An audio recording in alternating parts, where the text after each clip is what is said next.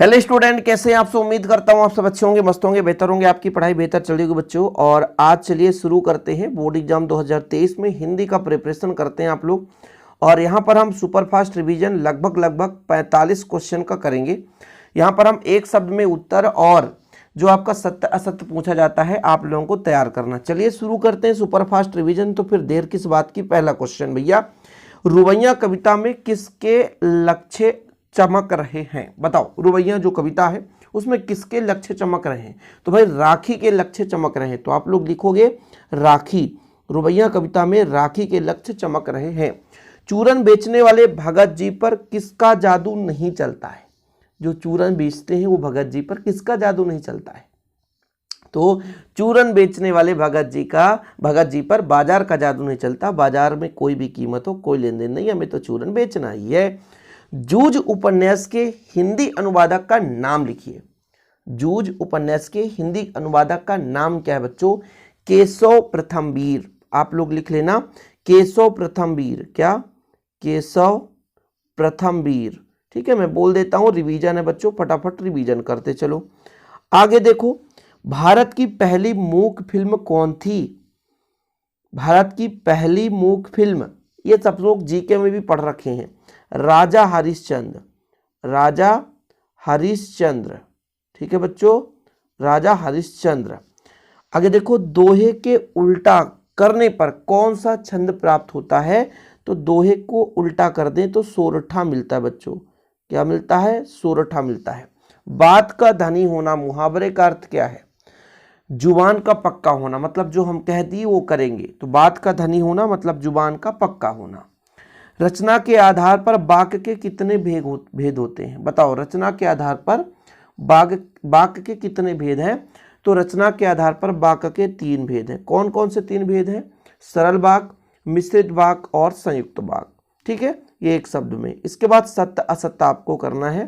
पहला बताना है, देखो, बगुलों के पंख कवि के मन को चुराए जाते हैं, सत्य है या असत्य। तो बिल्कुल गलत है, बिल्कुल नहीं चुराए जाते। जैनेन्द्र कुमार ने अर्थशास्त्र को अनीति शास्त्र की संज्ञा दी है, बिल्कुल सही है।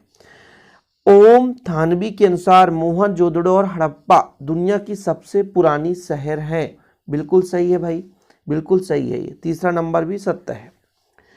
रेडियो नाटक में पात्रों की संख्या सीमित होती है, बिल्कुल सही है। करुणा रस का स्थायी भाव रति है, गलत है यार। करुणा रस का स्थायी भाव क्या होता है? करुण का क्या होगा? शोक होगा। और रति क्या है? श्रृंगार रस का है। क्रिया की विशेषता बताने वाले शब्दों को क्रिया विशेषण कहते हैं, बिल्कुल सही है। क्रिया की विशेषता बताने वाले शब्दों को क्रिया विशेषण। ठीक, चलिए आगे देखते हैं बच्चों। विप्लव का वीर किसे कहा गया है। बताओ, पहला क्वेश्चन है, विप्लव का वीर किसे कहा गया है। तो बादल को कहा गया है। विप्लव का वीर बादल को कहा गया है। किशोरों की टोली पानी दे मैया कहकर किस सेना के आने की सूचना देती है। बताओ, इंदर सेना, आपने पढ़ा होगा, इंदर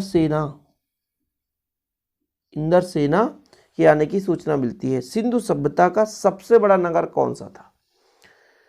सिंधु सभ्यता का सबसे बड़ा नगर कौन सा था? मोहनजोदड़ो बच्चों। क्या अभी आपने पढ़ा? मोहनजोदड़ो पुरानी शहर है, मोहनजोदड़ो। ठीक है, आप लोग लिख लेना इसका, मोहनजोदड़ो।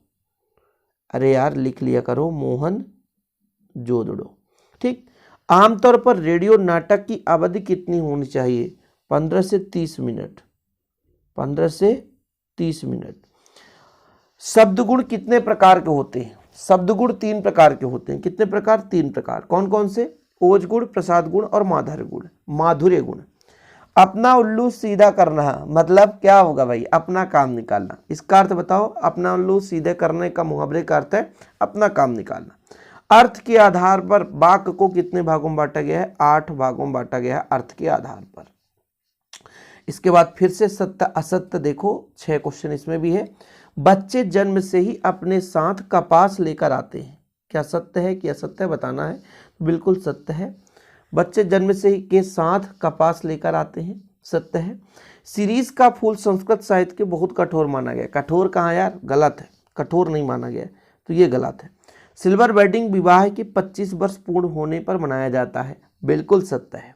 कहानी का नाटक रूपांतरण संभव है, कहानी को क्या हम नाटक में बदल सकते हैं? कभी नहीं, कभी नहीं बदल सकते, तो गलत है, असत्य है। अलंकार के मुख्यतः 3 भेद होते हैं। अलंकार के कितने भेद होते हैं? 3 भेद, ठीक है। अर्थालंकार, शब्दालंकार, उभय अलंकार, बिल्कुल सही है। प्रिया बहुत बातुकी है में बातूनी शब्द क्रिया विशेषण है, बताओ। गलत है भाई, ये गलत है, क्रिया विशेषण नहीं है। चलो फिर से, ऊषा शब्द कब टूटता है ये बताना है आपको। ये आपको ऑब्जेक्टिव मैंने पहले भी कराया है, बताओ आप लोग, बताओ ऊषा शब्द कब टूटता है बच्चों? तो सूर्योदय होने पर टूटता है। कब टूटता है? सूर्योदय होने पर टूटता है। पहलवान लुट्टन सिंह के कितने पुत्र थे? 2 पुत्र थे। कितने पुत्र थे? 2 पुत्र थे। मोहनजोदड़ो के वास्तुकला की तुलना किस नगर से की जाती है? चंडीगढ़ नगर से। किससे? चंडीगढ़ नगर से की जाती है।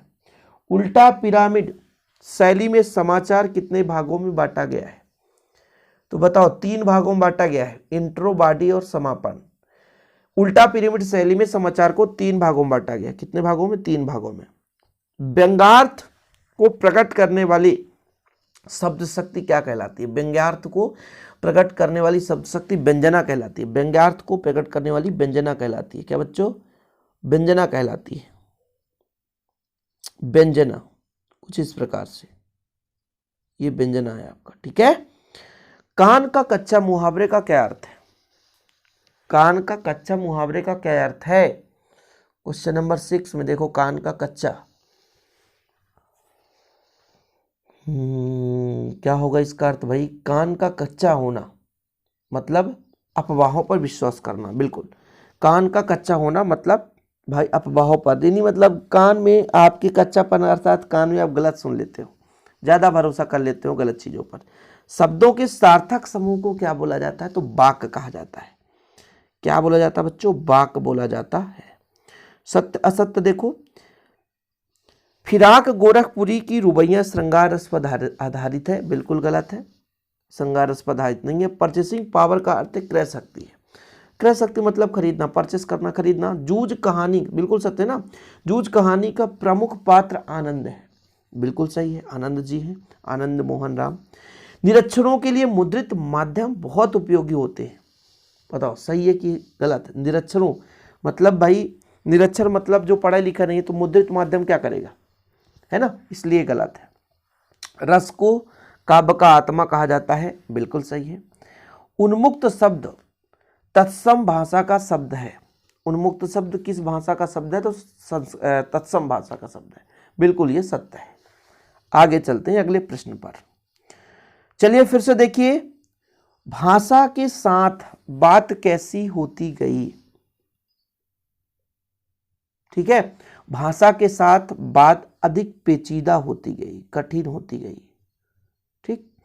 पहलवान की ढोलक कहानी का मुख्य पात्र कौन था भाई? नाम लिखो। लुट्टन सिंह, कहानी के मुख्य पात्र लुट्टन सिंह। कौन है लुट्टन सिंह? कहानी के मुख्य पात्र। यशोधर पंत किससे अपना आदर्श मानते थे? बताओ। किसनदा को। किसको? किसनदा को अपना आदर्श मानते थे, किसनदा, ठीक है। किसनदास होना चाहिए, है ना, किसनदास अच्छा भी नाम है भाई। अगला क्वेश्चन देखो, कहानी लिखना सीखने का सबसे कारगर तरीका कौन सा है? कहानी लिखना सीखने का कहानी सबसे अच्छा क्या भैया? जब तक उसे आप पढ़ोगे नहीं तब तक कुछ नहीं सीख सकते, तो कहानी पढ़ना सबसे अच्छा तरीका है। जो गुण काव्य में जोश एवं ओज उत्पन्न कर दे उसे क्या बोलेंगे? ओज गुण। क्या बोलेंगे? ओज गुण। दूसरा घर कर लेना मुहावरे का क्या अर्थ है? मतलब दूसरा विवाह कर लेना, दूसरा घर कर लेना मतलब दूसरा विवाह कर लेना। क्रिया विशेषण की परिभाषा लिखिए। जो शब्द क्रिया की विशेषता बताते हैं उन्हें हम क्रिया विशेषण कहते हैं। आखिरी के चलते हैं फटाफट 6 क्वेश्चन। अट्टालिकाएं वास्तव में आतंक के भवन है, सत्य है, बिल्कुल सही है। भगत जी का चूरन हाथों हाथ बिक जाता है, बिल्कुल सही है, बिक जाता है। आनंद यादव मराठी भाषा के विख्यात साहित्यकार है, बिल्कुल सही है। कहानी का केंद्रीय बिंदु कथानक है, बिल्कुल सत्य है। ओज गुण शांत रस में कविताओं पाया जाता है। शांत कहाँ, गलत हो जाएगा, बिल्कुल भैया वीर रस होना चाहिए। मुहावरों के पर्यायवाची शब्दों में अनुदित किया जा सकता है, नहीं, कभी नहीं, तो ये भी गलत हो गया। तो इस प्रकार से सारे प्रश्न खत्म हो गए हमारे। जितने भी क्वेश्चन थे लगभग आपको 50 क्वेश्चन मिल गए होंगे, है ना, क्योंकि 7 चौक 28 और 6 चौको 24, तो भैया लगभग 52 क्वेश्चन है इसमें, और 50 क्वेश्चन यार कम नहीं होते हैं। आप लोग यदि तैयार कर लेते हैं तो ऐसे ही आप लोगों के लिए निरंतर हेल्प करूंगा मैं, और आप भी मेहनत करते चलिए बच्चों। आज के लिए इतना ही। वीडियो पसंद आए तो लाइक करके शेयर जरूर करना। जय हिंद, वंदे मातरम।